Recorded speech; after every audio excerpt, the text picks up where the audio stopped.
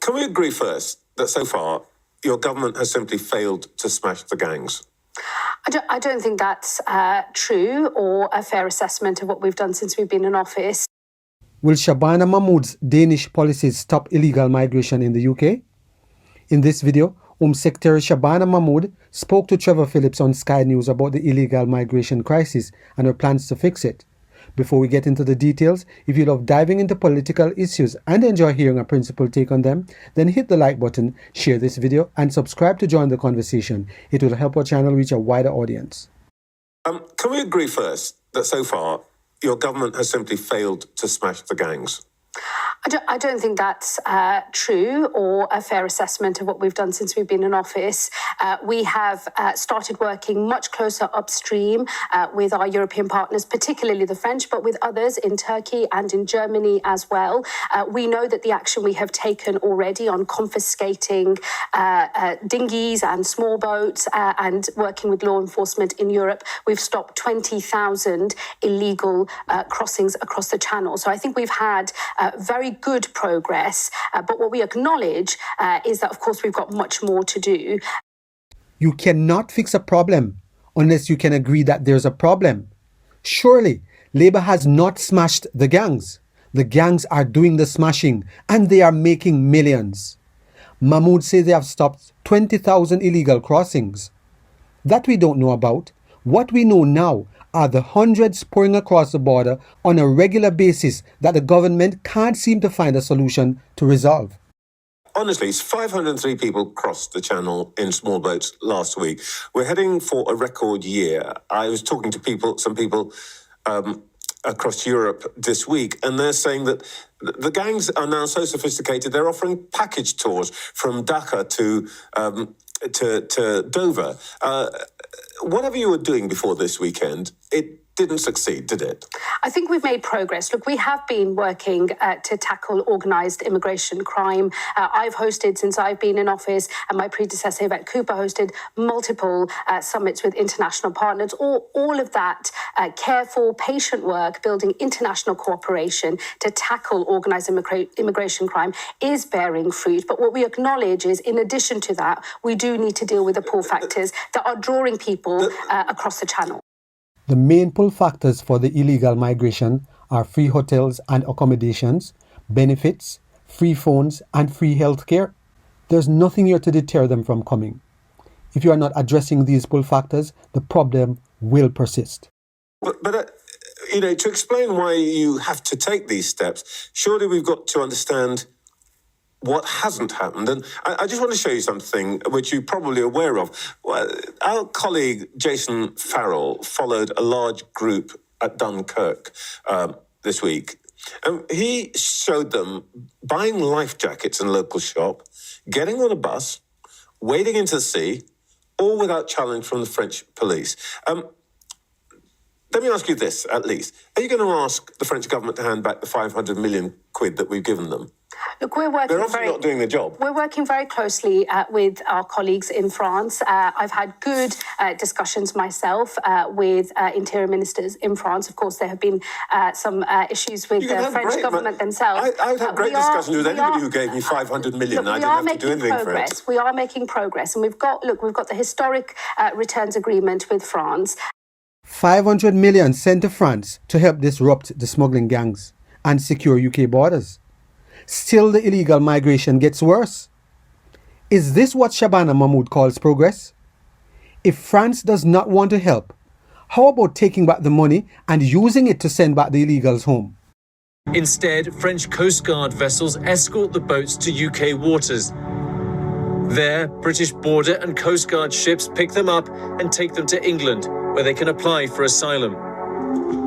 This year has already seen over 23,000 people make the crossing, according to the UK government, on course to be a record. You mentioned the one in, one out policy. It's turned into be one in, one out, one back, because the French aren't actually keeping them. Actually, what's happened, Trevor, is... The intelligent viewer would be asking... But let me just challenge that, because the individual who returned was quickly picked up by us. Two of them. Yes, and the biometrics immediately showed us that this is a person who's got no right to be here and had already been returned to France. We've already deported one of those individuals. The second is due for deportation very soon. We are showing the organised crime gangs and the migrants themselves who are looking to get in the channel, this is not worth your time. This is not a deal worth doing. Do not get in that boat. Well, look, the intelligent viewer is going to ask, if it's all going so well, why the drama of a new policy? There are more simpler and better alternatives that the government can use to stop this illegal migration trade. They can use the military at the borders. They can use the coast guards to return the illegal migrants back to France, and they can leave the ECHR. But it seems as if they don't want to use any of these alternatives. What's the reason for that? Because I know illegal migration is causing huge divides here in our own country, and I do believe we need to act if we are to retain public consent for having an asylum system at all. All right, well, let's talk about what you plan to do. I know that you've been talking to the people who run the system in Denmark, and the aim here is to make it harder for asylum seekers to come to UK, easier for them to be deported, less in, more out. What exactly are you planning to do that hasn't actually been done before? Well, we're going to change a generations-old assumption that providing refuge is permanent. In fact, we're going to make that a temporary status that will be reviewed every 2.5 years. We still believe very strongly, and I believe, that we must provide sanctuary those who are fleeing wars and danger and conflict abroad. Let's take securing Britain's borders down to the home where everyone can understand it. If you want to secure your home, you wouldn't first go to another country and ask for help to secure your home. The first thing that you do is to make sure that your doors are secured. You would put up a fence around your home. You may employ security for further protection. Then, if you need additional protection, you may ask for external support. Isn't this the opposite of what the British government is doing? Well, let's take these in turn. It'll be 20 years before a refugee can apply for permanent settlement. But why would a young man who's coming to work and by and large is going to work in the black economy, send money home, why do you care about that? Because he's actually going to go home before that 20 years is out.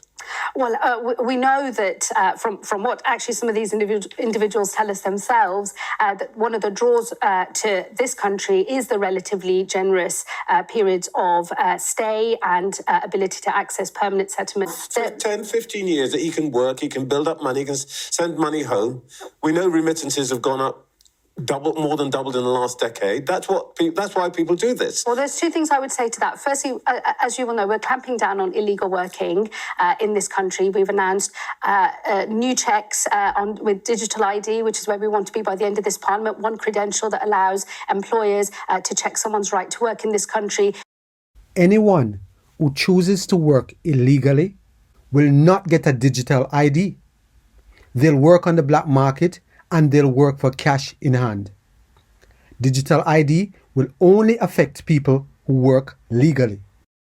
People have been pursuing claims that suggest that they wouldn't be safe in France, or that the standards of accommodation in France aren't as good as they are in this country. We have been challenging those cases in court, and we've pretty much been winning all of those challenges. That's under the one in, one out agreement that we have with the French. And actually, we've got a very successful track record now of a few months of winning those cases. Do they say what life is like when they got there? There's good, bro. They have fat place to stay, to go to school, better than here. It's better than here. So it's not living like this, it's living better. Yeah, you live in a house, bro, you manage your life, if you are studying something, if you are going football, if you are going actress like that, you're going well. Why is it not like that here in France? No, you can't that chance. But you're not actually doing everything that Danes do, because that's all about essentially stopping people at the borders or returning them. In the end, though, the Danes have said that the reason that their numbers dropped is that they essentially made it really uncomfortable for people, asylum seekers, to be in Denmark without legal status. They put them in camps a long way away from cities. They made their accommodation very basic. What you might call a hostile environment. Is it your aim to create a hostile environment for asylum seekers here? No, my aim is to deal with illegal migration, to stop this being an issue that is dividing our country, and that is causing huge pressure across our communities. And I want to do that by reducing the number of arrivals that come across boats across the channel into our country. And that is why we are changing that generations-old assumption of permanent status they will still into have a temporary pretty high status. chance of not being caught. Right now, the chances are sort of 1 in 30 of being returned.